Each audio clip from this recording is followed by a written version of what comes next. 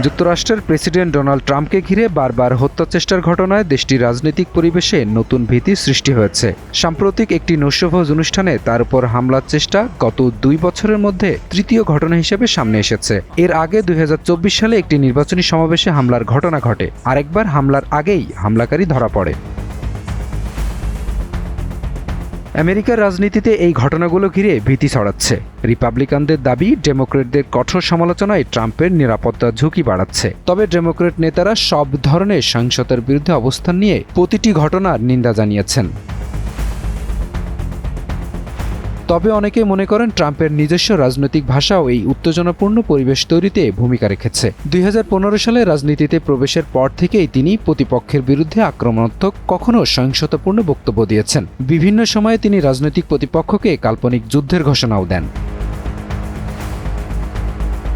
বিশ্লেষকরা মনে করেন কোনো ব্যক্তির উপর দায় সরাসরি তার বক্তব্যের উপরে চাপানো না গেলেও সামগ্রিক রাজনৈতিক পরিবেশের উত্তেজনা এমন ঝুঁকি বাড়ায়। বর্তমানে ট্রাম্পের নিরাপত্তা জোরদার করা হয়েছে এবং তিনি তুলনামূলকভাবে সীমিত পরিসরে চলাফেরা করছেন।